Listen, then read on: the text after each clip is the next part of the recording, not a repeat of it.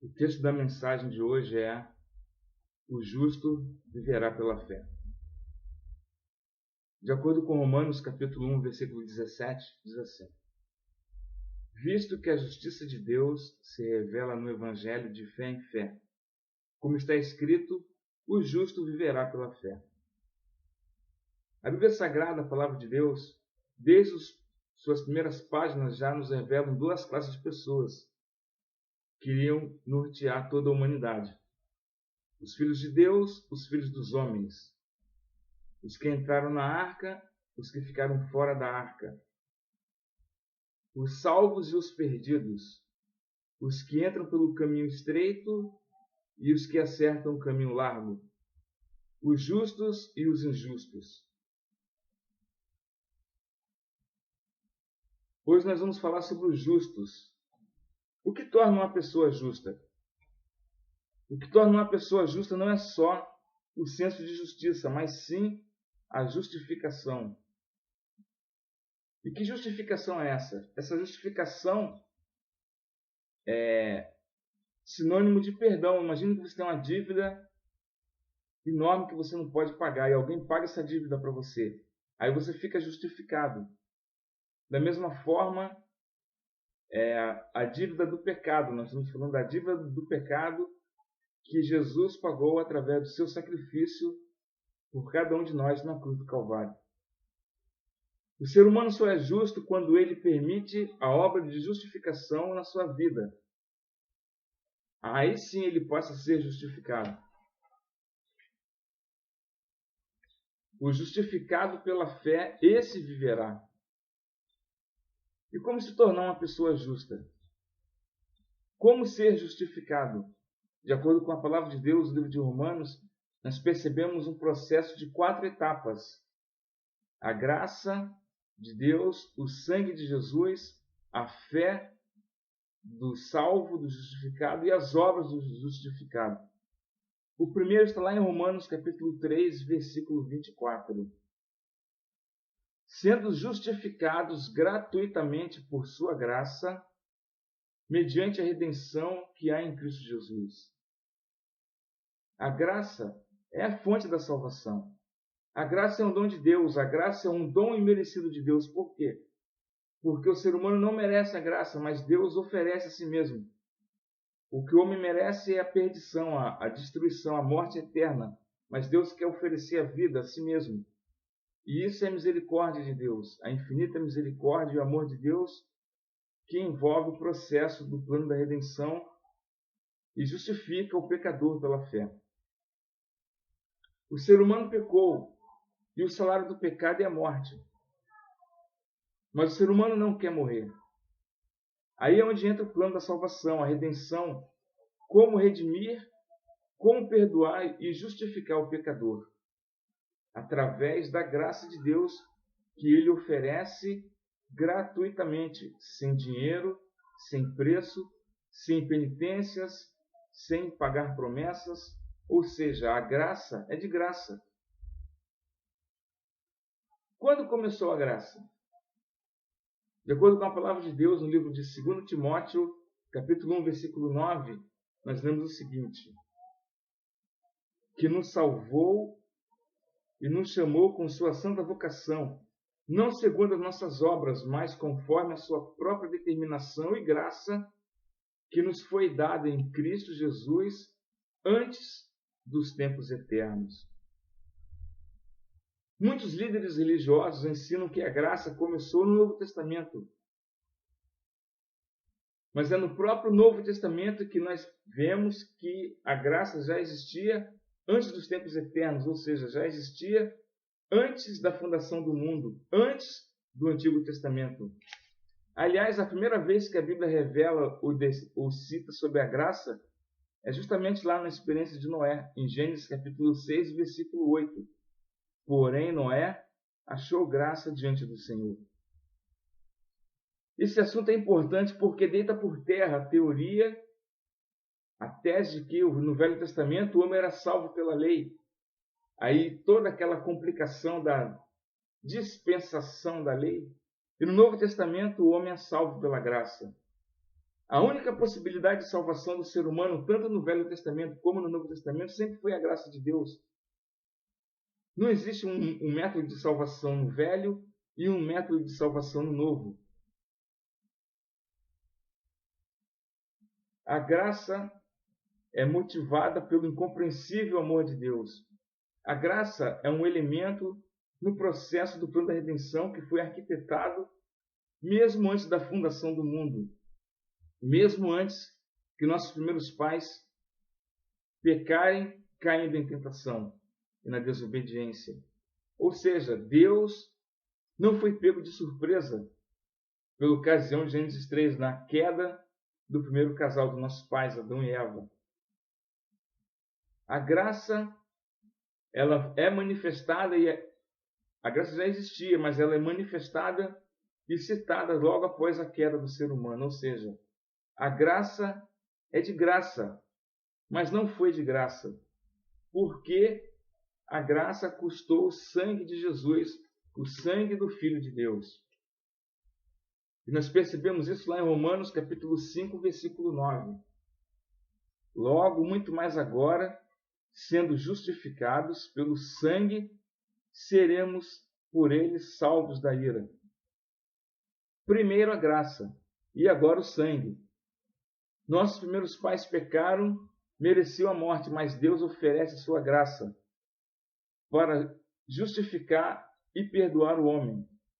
Mas esse perdão só é possível com o derramamento do sangue do Cordeiro de Deus que tira o pecado do mundo. Então, o sangue é o meio da salvação. De acordo com Hebreus capítulo 9, versículo 22, diz assim: com efeito, quase todas as coisas segundo a lei se purificam com o sangue, e sem o derramamento de sangue não há remissão. A essa altura alguém pode perguntar: por que Deus não desculpou Adão e Eva quando eles pecaram?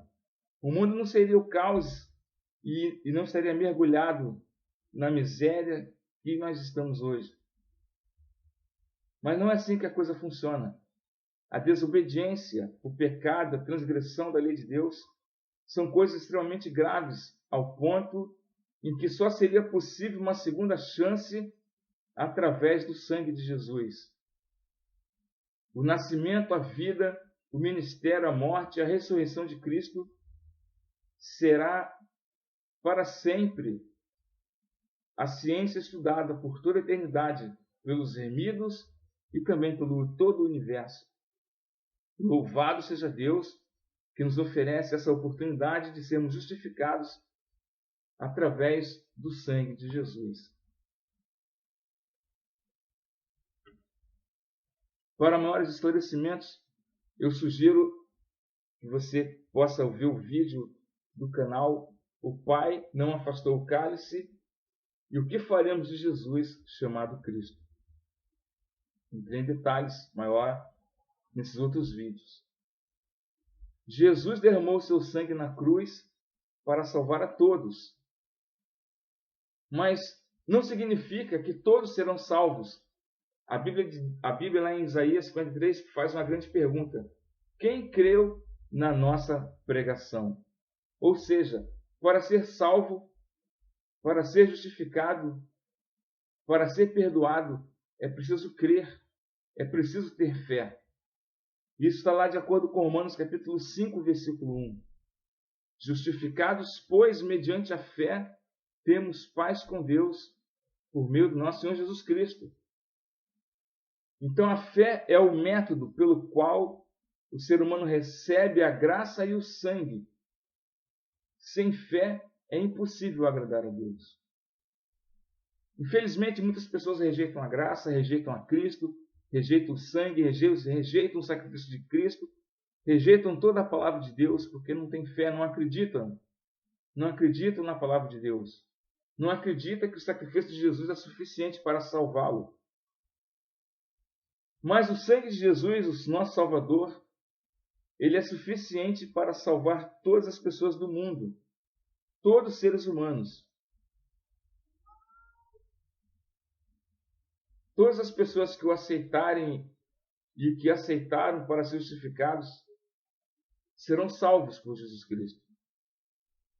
Por isso nós precisamos sair do coletivo e se voltar para o singular, para o individual mesmo, porque a salvação é individual.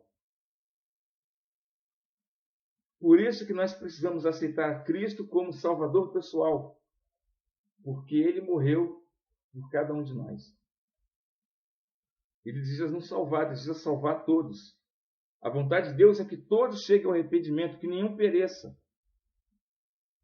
Mas, infelizmente, nem todos acreditam, nem todos creem, nem todos aceitam o Evangelho, a salvação de Deus.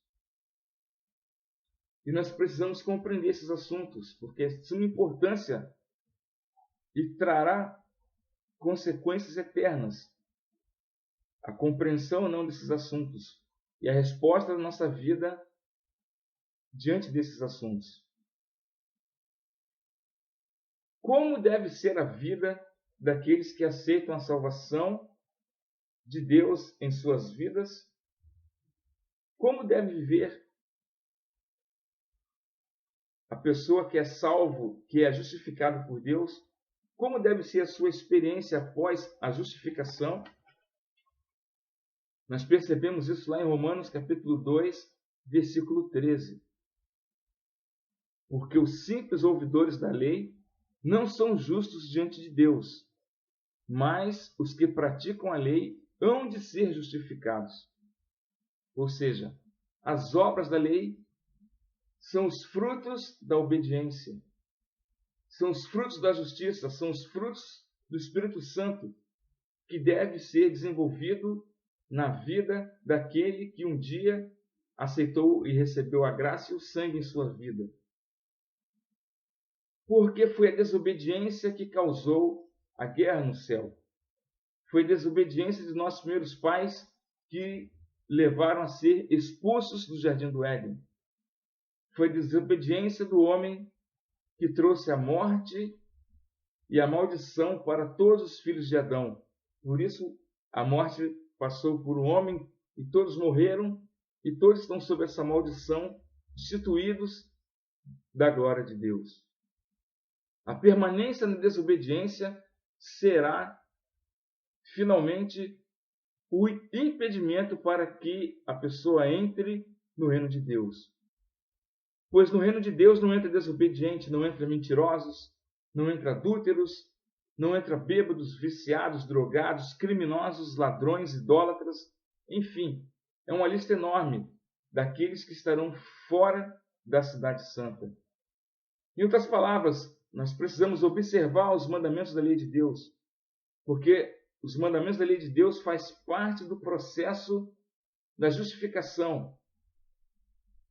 São as obras de justiça produzidas na vida do justificado pela fé, do justificado, do perdoado por Deus. Em outras palavras, eu não posso querer ir para o céu numa vida de rebelião contra Deus, contra a palavra de Deus, contra a lei de Deus, contra a vontade de Deus. Sugiro também que você possa ver os vídeos. A lei de Deus é eterna. E o sábado, nesse mesmo canal, que nós entramos em detalhes sobre a obediência e a vontade da lei de Deus. Quando o homem pecou, quando o planeta se rebelou contra Deus, contra o universo, contra o reinado de Deus, desobedecendo uma ordem expressa e a vontade, a lei de Deus, a palavra de Deus, a maldição contaminou o planeta. Deus poderia pulverizar o planeta, destruir, eliminar o planeta, riscar o planeta do universo e criar um outro planeta, outros seres humanos, outras pessoas, mas Deus não fez assim. Porque, de acordo com João 3,16, Deus amou o mundo de tal maneira que deu seu Filho unigênito para que todo aquele que nele crê não pereça, mas tenha a vida eterna. Então Deus, ele ama a sua criatura, Deus, ele ama os seres humanos, ao ponto de providenciar um escape, uma maneira, uma forma de se salvar, de uma segunda chance, uma forma de ser perdoado, justificado e depois, então, entrar, quando ser glorificado, no reino de Deus. Então, resumindo, a graça é a fonte da salvação. A graça vem de Deus, vem da iniciativa do coração de Deus, do amor de Deus, no desejo de salvar o ser humano. O sangue de Jesus derramado na cruz, o sangue do Cordeiro, simbolizado por todos os cordeiros no passado, por isso, e substituído por todos os animais e cordeiros do futuro. O sacrifício de Jesus é único e eficaz e é o meio pelo qual o ser humano é salvo. Então, o sangue é o meio da salvação. A fé é o método, porque não adianta Jesus ter morrido na cruz, Deus ter amado o homem, querer salvar o homem, enviar a graça, mas se o ser humano não aceitar, não crer pela fé, é como se Cristo tivesse morrido, se sacrificado em vão. E uma vez salvos, uma vez alcançados por esse amor, por esse sangue que purifica de todo pecado, a vida deve ser uma vida de obediência a Deus, de cumprimento, servindo a Deus, cumprindo a vontade de Deus.